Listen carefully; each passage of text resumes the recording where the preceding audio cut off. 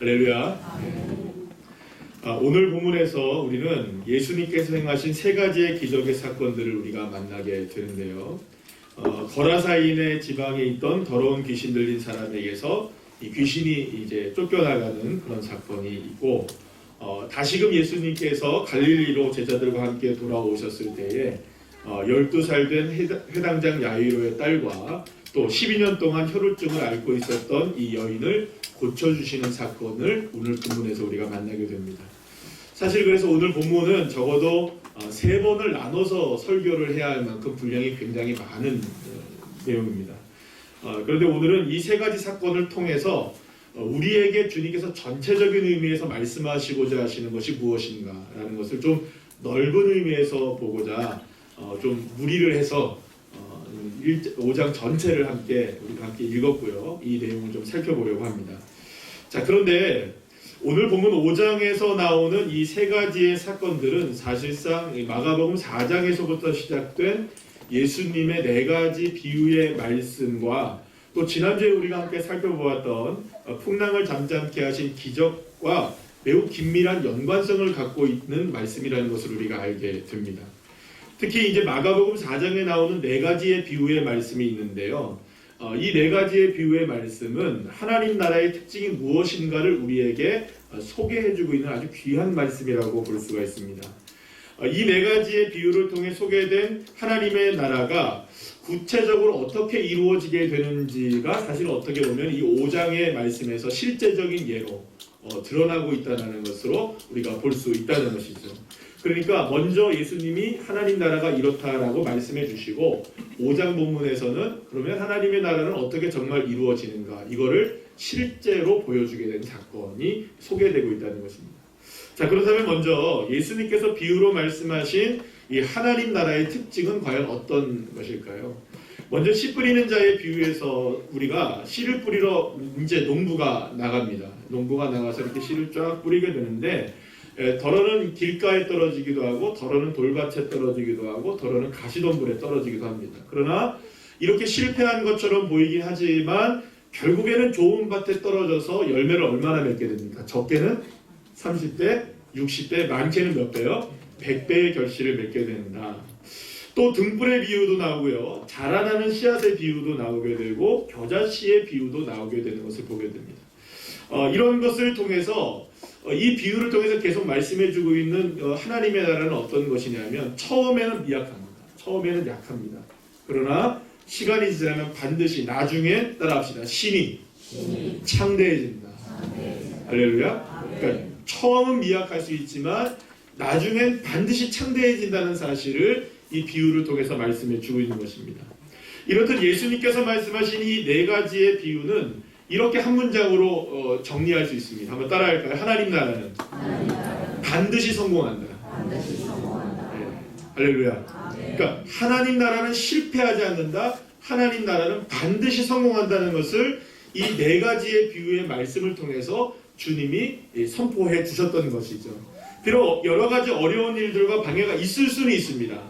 그렇다 할지라도 예수님께서 시작하신 하나님 나라의 착하신 일, 선하신 일은 결코 실패함이 없이 풍성한 열매를 맺게 되고 승리하게 된다. 이것을 이 비유의 말씀을 통해서 말씀해 주셨던 것이죠. 자, 그렇기 때문에 하나님 나라의 백성들인 우리들은 어떠한 상황이 다가온다 할지라도 하나님의 뜻이 이루어진다는 것을 믿고, 또 하나님의 역사는 결코 실패하지 않는다는 사실을 믿는 믿음으로 사는 것이 정말로 중요하다는 것을 우리는 깨달아야 한다는 것입니다. 자, 그런 의미에서 우리가 지난주에 함께 살펴보았던 풍랑 사건은 오늘 함께 살펴보게 될 3가지 사건과 굉장히 긴밀한 공통점들을 갖고 있다는 것을 알게 됩니다.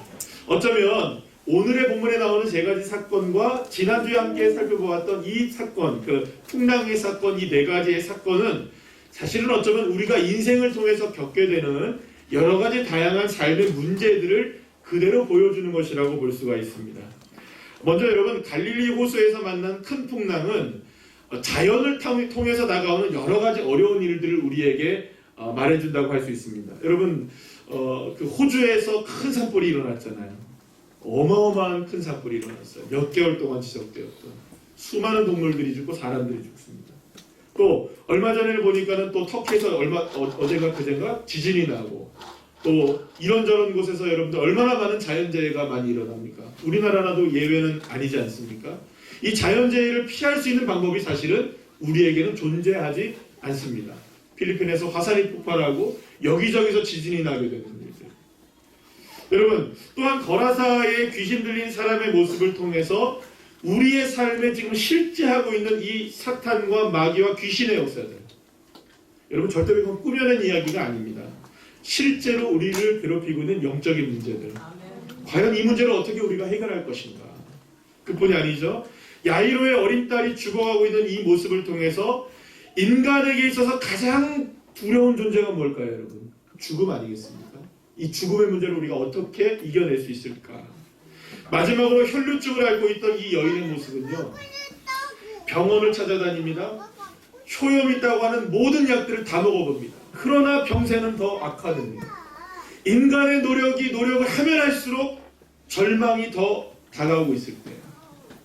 그 어떤 노력도 통하지 않고 있는 한계 상황에 부딪히고 있는 인간의 모습을 적나라하게 보여주는 삶, 그것이 바로 혈루증을 앓고 있던 여인의 삶의 모습이었던 것입니다. 그런데 이 네 가지 사건 모두에게서 우리가 공통적으로 또 한 가지 발견할 수 있는 것은 뭐냐면, 사람의 힘으로는 그 어떤 것도 조금의 운명조차도 바꿀 수가 없었다는 것이죠. 풍랑 속에서 여러분들 제자들이 할 수 있었던 것이 무엇입니까? 그 베테랑 뱃사람들, 바닷사람들이 할 수 있었던 것이 아무것도 없었습니다. 그리고 그들은 모든 것을 해보았지만 결국에는 헛수고가 될 뿐이었던 것이죠. 여러분, 거라사에 귀신 들린 사람도 인간들이 그를 제어할 수가 없습니다. 온몸을 손으로, 온몸을 쇠로 다 휘감아 놓아도 그것을 끊어버리거든요. 그러면 이 사람은 어떻습니까? 자기 자신을 제어할 수가 없습니다. 그래서 때로는 불 속에 들어가기도 하고 때로는 돌에 부딪히기도 하고 어마어마한 고통을 담아가면서도 귀신을 쫓아낼 수 없는 인간의 한계. 야이로의 딸은 어떻습니까? 유일하신 소망이신 예수님을 만나긴 했지만 시간이 지체되면서 결국 아이의 생명이 떠나고 말지 않았습니까? 12회를 혈루증 앓던 여인은 또 어떻습니까? 예수님 앞에 당당하게 나서지 못합니다. 나서려고 해도 수많은 사람들 앞에 가로막혀져 있습니다. 그래서 하는 수 없이 옷자락만이라도 만져야겠다 하는 이 절망적인 이 마음, 안타까운 이 마음, 이 여인의 마음이 그런 마음이었던 것이죠. 사랑하는 여러분, 풍랑 속에서 제자들이 할 수 있었던 것은 더 이상 없었습니다. 귀신 들린 이 사람도 자신이 할 수 있었던 것이 결코 없었습니다. 아이의 생명을 떠나보내야 했던 야이로가 할 수 있었던 일도 없었고, 혈루증을 앓고 있었던 이 여인도 그저 주님의 옷자락을 만지는 것이 전부였던 모습이었습니다. 한마디로 말하면 어떤 상황이었나요? 모두가 다 절망의 상황이었습니다. 그저 모든 것이 이대로 끝날 수밖에 없었던 상황이었습니다. 그들이 처해 있었던 상황을 굳이 예수님의 비유의 말씀을 드린다면 그들의 인생은 길바닥과 같은 인생이었습니다. 그들의 인생은 돌짝밭 같은 인생이었습니다. 그들의 인생은 가시던 불로 찌르고 있는 아픔이 가득한 인생이었던 것이죠. 더 이상 그 어떤 소망도, 더 이상 그 어떤 열매도 바랄 수가 없었던 그 아픔의 삶이 그들의 인생들이었던 것입니다. 사랑하는 여러분, 그렇다면 여러분들은 어떠십니까? 혹시 큰 풍랑을 만나지는 않으셨습니까? 영적으로 시달리며 악한 것들에 매여 끊임없이 죄의 유혹에 빠지고 있지는 않으십니까? 무엇인가를 하려고 해도 자꾸 이 담과 같은 것들에 막혀서 한 발짝도 못 움직이는 이런 답답한 상황 가운데 여러분들이 있지는 않으십니까? 혹시 생존과 생명의 문제 앞에 더 이상 아무것도 할 수 없는 절망에 빠져 있지는 않으십니까? 물론 이렇게 극단적인 문제는 아닐 수도 있을 것입니다. 그러나 하지만 나름대로 우리들에게는 이런저런 문제들로 인해서 마음이 편치 않은 날들을 날마다 살아가고 있습니다. 늘 가슴앓이를 하고 있는 것이죠. 말은 안 해도 저마다의 풍랑 하나쯤은 다 가지고 살고 있는 것이죠. 유다의 13번째 왕이었던 히스기야 역시 절망적인 상황에 놓이게 되었습니다. 그는 열심히 주님을 섬겼습니다. 그리고 또 열심히 주님의 말씀을 지켜냈습니다. 그러나 어떤 병인지도 알 수 없는 병에 걸리게 되었고 죽음의 문턱 앞에 이르게 되자 선지자 이사야가 찾아와서 위로를 하지는 못할 망정 어떤 말을 하는 줄 아십니까? 이제 왕이 살지 못할 것이니 빨리 집안을 정리하십시오. 선지자로부터 사형 선고를 받는 겁니다. 병들어 죽어가고 있는데 여러분은 사형 선고를 받는다고 생각해 보십시오. 이것이 얼마나 안타까운 일이겠습니까? 히스기야의 마음은 그대로 무너질 수밖에 없었습니다. 그보다 앞서 유다의 3대 왕이었던 여호사밧은 모압과 암몬의 연합군이 이루어서 유다를 공격해오자 아무것도 할 수 없는 상황이 펼쳐지게 되었습니다. 그들의 연합군을 막을 수 있는 입장이 아니었기 때문입니다. 절체절명의 위기의 순간에 망연자실할 수밖에 없었던 이 여호사밧. 여러분, 탁월한 선지자였던 엘리야 역시 너무나 허망한 일을 만나게 됩니다. 사르밧 과부의 집에서 3년이 넘는 시간 동안에 얹혀 살면서 하나님께서 떡과 기름을 마르지 않게 하시는 축복을 허락해 주셨지만 과부의 하나밖에 없는 아들이 갑자기 시름시름 앓다가 병들어 죽게 된 것입니다. 여러분, 이 과부가 어떻게 표현하는 줄 아십니까? 당신이 왜 나에게 와서 이런 고통을 나에게 주십니까? 차라리 그때 내가 죽었더라면 이 고통을 눈앞에 보지 않았을 텐데 왜 나를 통하여 아이를 먼저 떠나보내게 하는 이 아픔을 겪게 하십니까? 원망하고 환탄하고 엘리야를 향해서 얼마나 눈물을 흘리는지 모릅니다. 전혀 예상할 수 없었던 일이 이 엘리야에게 일어났던 것이죠. 그러나 바로 그러한 절망적인 상황에서 하나님의 사람들은 절망으로 결코 삶을 끝내지 않았습니다. 고개를 숙이고 포기할 수밖에 없었던 상황에서 그들의 삶에 마침표를 찍을 수밖에 없었지만 그렇게 하지 않았다는 것입니다. 히스기야는 벽에 얼굴을 대고 하나님을 찾기 시작합니다. 열왕기하 20장 말씀 우리 함께 다 같이 한번 보실까요? 시작. 히스기야가 낯을 벽으로 향하고 여호와께 기도하여 이르되 여호와여 구하오니 내가 진실과 전심으로 주 앞에 행하며 주께서 보시기에 선하게 행한 것을 기억하옵소서 하고 히스기야가 심히 통곡하더라. 여호사밧 역시 두려움 속에서 주님을 바라보며 기도하기 시작합니다. 역대하 20장 3절과 12절 말씀 다 같이 보시겠습니다. 시작. 여호사밧이 두려워하여 여호와께로 낯을 향하여 간구하고 우리 하나님이여 그를 징벌하지 아니하시나이까. 우리를 치러오는 이 큰 무리를 우리가 대적할 능력이 없고 어떻게 할 줄도 알지 못하였고 오직 주만 바라보나이다. 아멘. 엘리야 역시 절망적인 상황에서 오직 여호와 하나님만을 바라볼 뿐이었습니다. 열왕기상 17장 말씀 보실까요? 시작.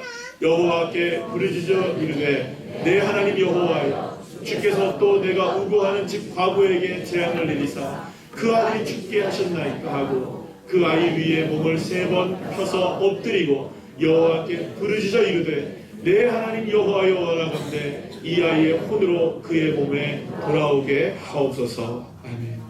사랑하는 여러분, 히스기야와 여호사밧 그리고 엘리야가 할 수 있었던 것은 무엇입니까? 사실은 그들이 할 수 있었던 것은 아무것도 없었습니다.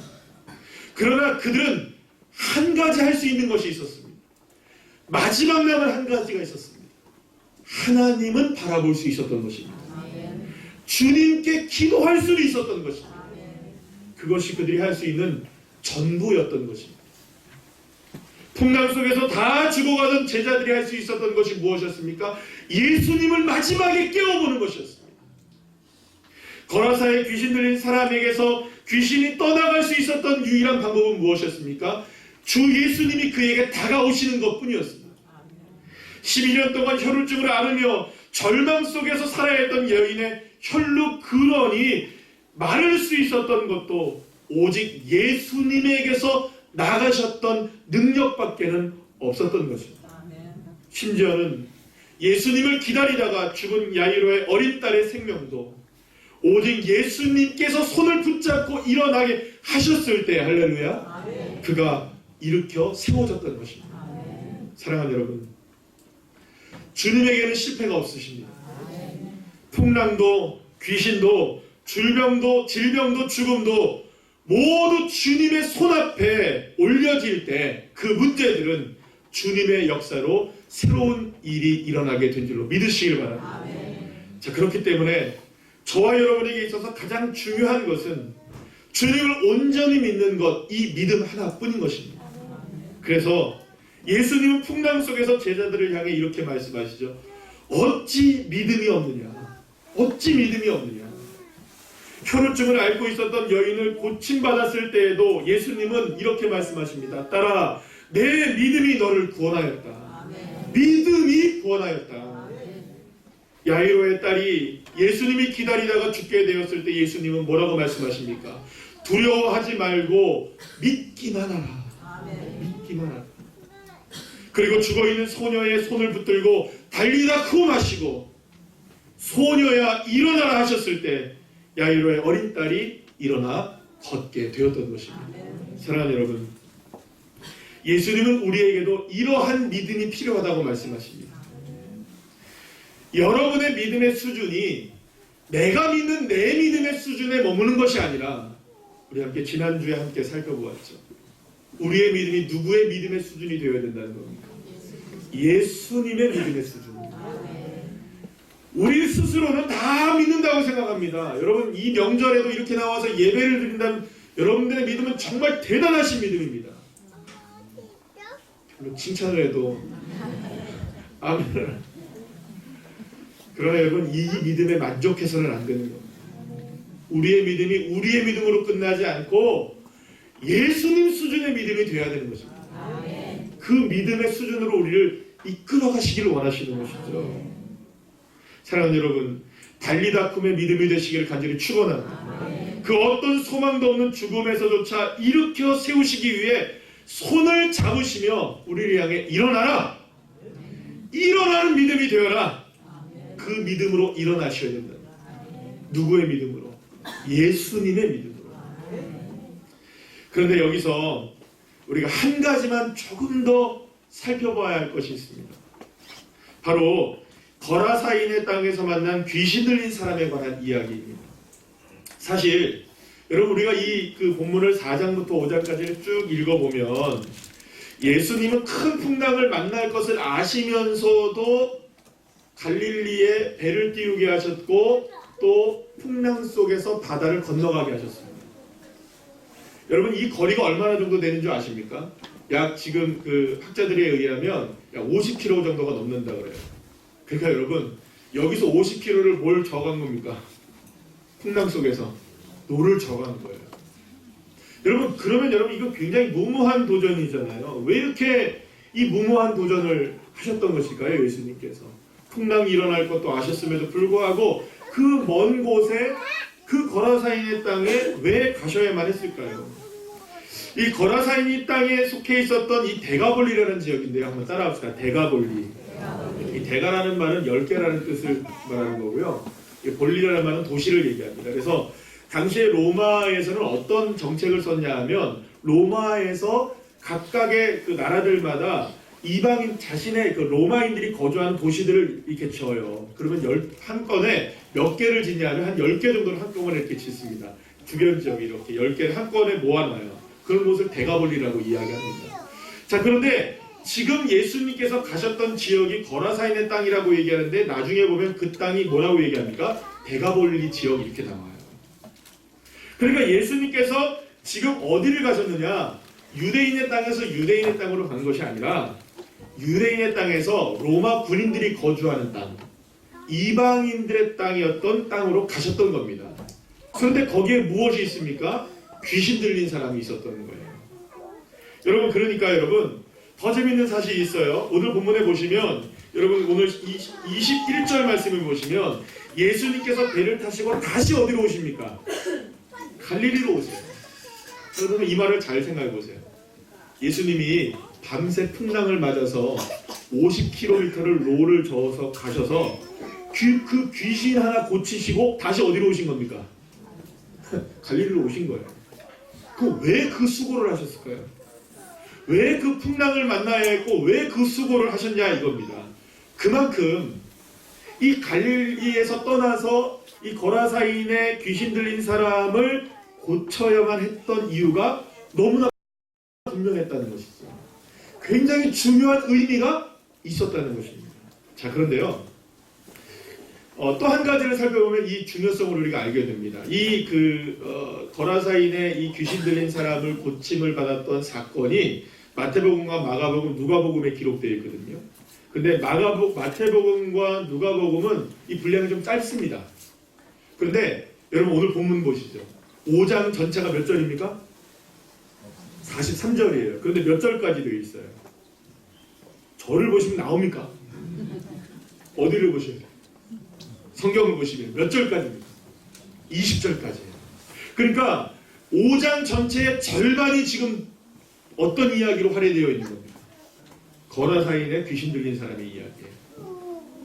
오히려 여러분 혈루증을 앓고 있는 여인의 이야기와 이 야이로의 딸의 이야기는 절반밖에 안 돼요. 두 이야기는 그러니까 3분의 나누자면 4분의 1씩이에요. 4분의 1인데 이거는 2분의 1이에요.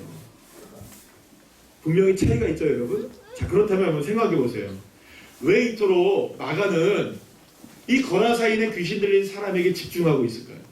왜 이렇게 자세하게 기록하고 있을까요? 왜 예수님이 그 풍랑을 뚫고서라도 이 지역에 가셔야만 했던 것일까요? 그만큼 어떤 중요한 문제가 이 본문에 숨겨져 있다는 것이죠.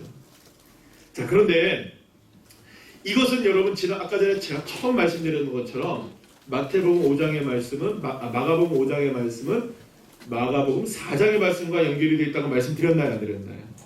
자, 그래서 씨 뿌리는 자의 비유를 보셔야 돼요.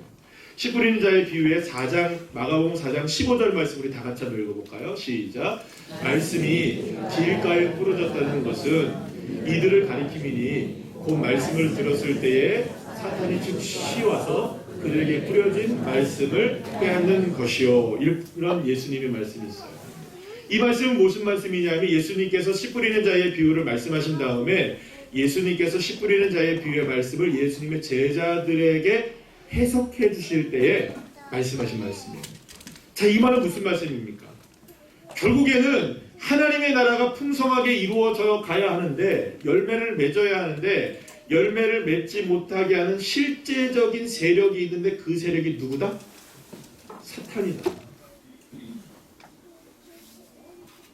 여러분, 사실 우리는 예수님을 믿으면서도 한 가지를 간과하는 것들이 있어요. 뭐냐 하면 예수님을 믿는 우리들이 한 가지를 간과하는 게 뭐냐 하면 이 사탄과 마귀 귀신의 세력들을 너무 과소평가하고 있다는 거예요.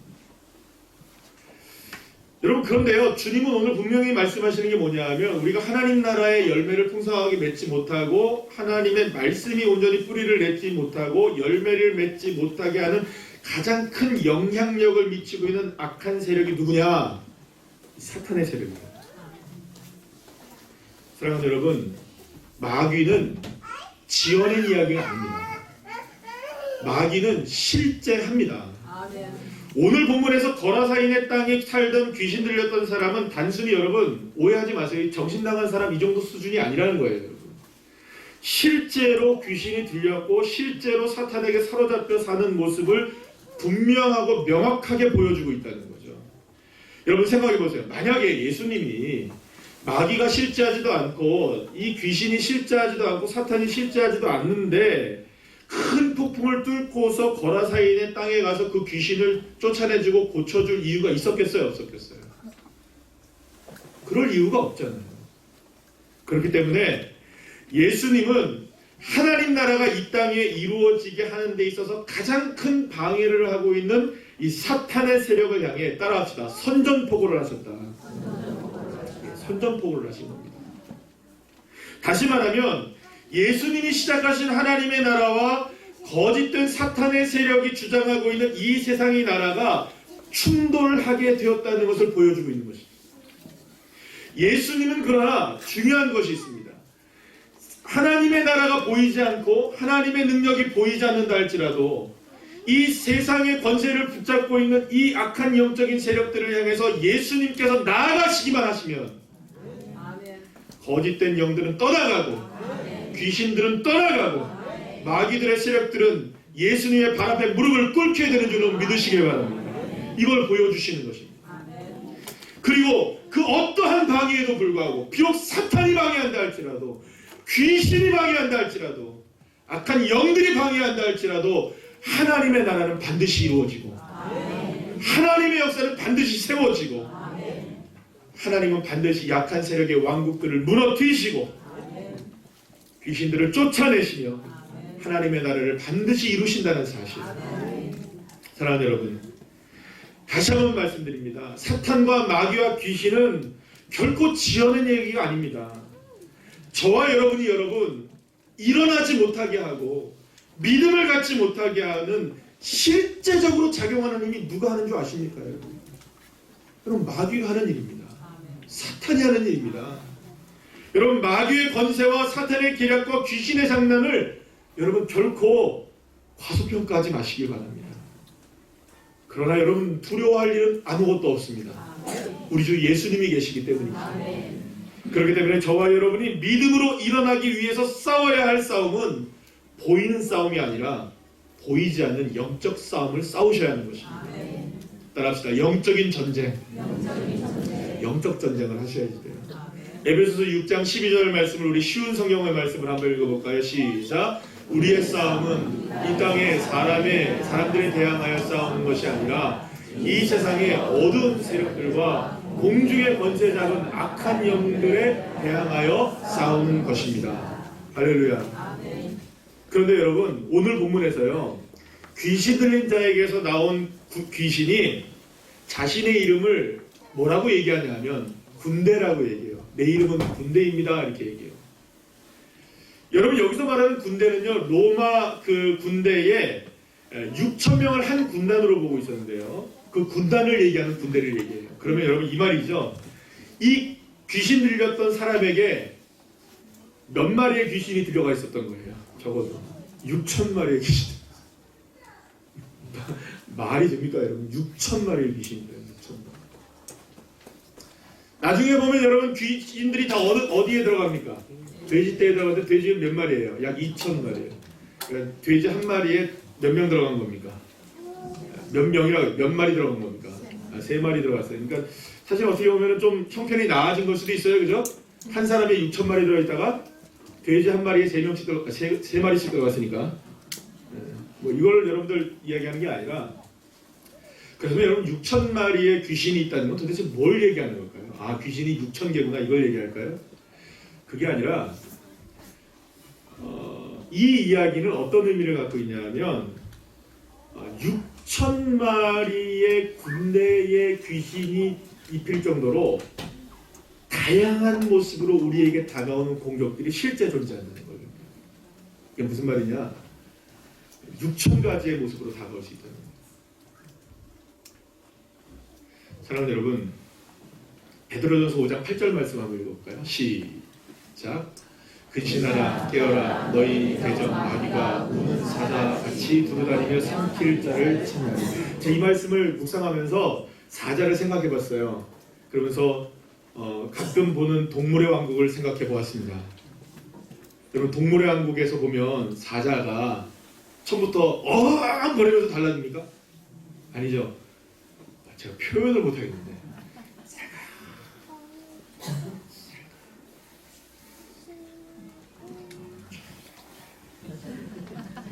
확 달라들죠.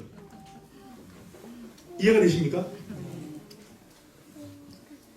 연약한 동물들은 사자가 다가오는 걸 알까요, 모를까요? 몰라요. 귀를 쫑긋 세우지 않고 정신을 바짝 차리지 않으면 어느 순간 사자가 다가올지 알지 못하고 그렇게 무리를 떠나거나 홀로 있다가 확 잡아버려요. 이게 우는 사자와 같이 두루다니며 삼킬 자를 찾는 사탄의 모습입니다. 자, 그렇다면 여러분, 우리에게는 어떻게 다가올까요? 여러분, 발톱을 숨기고 있는 게 더 무서운 거죠? 맞습니까? 발톱을 숨기고 있는 게 더 무서운 거예요. 발톱을 드러낼 때가 무서운 거예요. 그러면 여러분, 왜 사탄은 이렇게 다양한 모습으로 다가오느냐? 사탄은 따라합시다. 변신의 귀재다.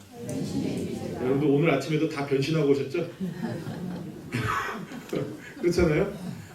오늘 아침에 일어난 모습 그대로 나오실 수가 없지 않습니까? 그죠? 다 변신을 하고 나옵니다. 근데 여러분, 우리의 모습과는 비교할 수 없을 만큼 우리에게 다양한 모습으로 변신하여 변장하여 다양한 모습으로 다가오는 게 바로 사탄의 모습이라는 겁니다. 그래서 결코 깨어있지 않으면 이게 사탄의 공격인지 아닌지를 몰라요. 여러분, 그래서요, 근신하라 깨어라고 주님이 말씀하시는 거예요. 우리가 싸울 것은, 여러분 에베소 6장 2절 말씀 다시 한번 읽어봅시다. 시작. 앞에 하나 더 시작. 우리의 싸움은 이 땅의 사람들에 대항하여 싸우는 것이 아니라. 여기까지요. 여러분, 그래서 사람과 대항해 싸우지 마세요. 사람과 싸울 필요 없어요. 문제는 뭔지 아십니까? 그 사람들을 이렇게 악하게 만들어가는 악한 세력들의 영적인 모습을 보셔야 된다는 겁니다. 여러분, 사탄은 우리를 싸우게 만들까요? 화해하게 만들까요? 우리를 다투게 만들까요? 우리를 행복하게 만들까요? 분명하잖아요. 여러분, 주님은 우리를 행복하게 만드십니다. 주님은 우리를 기쁘게 만드십니다. 주님은 우리를 즐겁게 만드십니다. 주님은 우리를 화해하게 만드십니다. 여기는 그 반대입니다. 여러분, 그러니까 사람들과 대항하여 싸우는 게 얼마나 어리석은 일입니까? 왜 어리석은 일인 줄 아시겠어요? 마귀가 장난하는데 6천 가지로 다가온다니까요. 몇 가지로 다가온다고요? 적어도 6천이요. 근신하여 깨어나시기를 간절히 축원합니다. 그리고 여러분, 우리가 우리 안에서 사람들과 싸울 일이 전혀 없는 거예요. 그런데요, 오늘 본문에서 이러한 하나님의 나라를 이루는 것을 방해하며 하나님의 자녀들을 혼미하게 만들고 넘어지게 만드는 이 더러운 사탄의 권세를 예수님이 한마디로 제압하십니다. 그런데 사실 오늘 본문에 보면 예수님이 말씀하시지도 않았어요. 그냥 마음으로만 외치셨을 뿐이에요. 여러분, 오늘 본문 8절 말씀 볼까요? 다 같이 시작.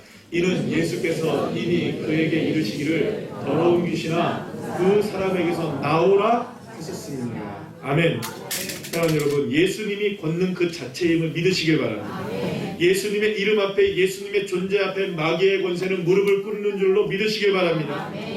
예수님은 지금 더러운 귀신에게 사로잡혀서 자신의 삶을 완전히 잃어버렸던 너무나 불쌍한 그 한 사람을 우는 사자와 같은 마귀의 권세에서 구출해내시고자 풍랑을 뚫고 50km가 넘는 그곳을 노를 저어서까지 그 한 사람을 구출해내시기 위해서, 아멘, 그곳에 오셔서 그를 만나시고 귀신을 쫓아내 주셨던 것입니다. 사랑하는 여러분, 영적으로 깨어있기를 간절히 축원합니다. 저와 여러분이 싸워야 할 싸움은 혈과 육의 싸움이 아니라는 것을 기억하셔야 됩니다. 영적인 싸움이라는 걸 아셔야 합니다. 배후의 세력이 무엇인지를 알아야 되는 겁니다. 조금만 깨어있지 않으면 6천 가지의 모습으로 다가오는데 어찌 우리가 알 수 있겠습니까? 수없이 많은 유혹으로 다가오는데 우리가 어찌 분별할 수 있겠습니까? 단 한 가지 방법밖에 없습니다. 깨어 일어나야 됩니다. 기도하셔야 됩니다. 믿으셔야 합니다. 말씀 읽으셔야 합니다. 깨어있으셔야 됩니다. 깨어있으셔야 됩니다. 사실 이것이 왜 이토록 중요한지 아십니까? 이것이 바로 우리가 삶에서 겪을 수 있는 수많은 다양한 모습들이기 때문입니다. 그렇다면 여러분, 영적으로 깨어있다는 것은 무엇입니까? 사탄이 어떤 삶으로 우리를 공격해오든, 어떤 고통으로 우리를 어렵게 만들든, 어떤 상황이 우리에게 다가오든 그 상황과 사람들과 모습들과 이런 것들에 우리가 마음을 뺏기지 않고 그 모든 것들을 주관하고 계시는 여호와 하나님, 이를 이루시고야 마시는 주님의 능력, 고치시고 바꾸시고 얼마든지 새롭게 하실 수 있는 하나님의 역사, 그것을 바라보는 눈이 열려지라는 것입니다. 고통을 당하면 고통 때문에 아이고 죽겠네, 이것 때문에 아이고 죽겠네, 저것 때문에 아이고 죽겠네 하지 마시고 알고 죽겠네 하는 그 상황에서도 주님은 나를 살게 하신다. 주님은 역사하실 수 있다.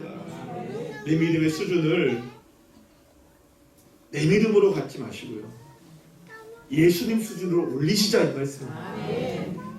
사랑하는 여러분, 그래서 우리는 딱 한 가지밖에 할 수 있는 것이 없어야 되는 겁니다. 사실은 오직 예수님 믿음으로 일어나는 것. 사랑하는 여러분, 예수님을 믿는 믿음으로 일어나시기를 바랍니다. 바로 그때 엘샤다이 하나님의 전능하신 하나님. 다 같이 시작. 시작. 할렐루야. 여기 밑에는 잘 안 보이시죠?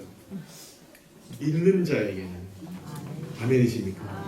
믿는 자에게는 능치 못함이 없느니라. 믿습니까? 사랑하는 여러분, 여러분들의 믿음이 어디 있는지를 점검하셔야 돼요. 우리의 믿음은 지금 우리를 구원하시려고 하시는 주님의 자리로 나가고 있는지, 혹시 여전히 삶의 여러 가지 문제들로 두려움에 사로잡혀 있지는 않은지. 사랑하는 여러분, 두려워하지 말고 믿기만 하시길 바랍니다. 믿음으로 일어나시길 바랍니다. 예, 주님이 우리를 향해 달리다 쿵 하시잖아요. 일어나라! 믿음으로 일어나라!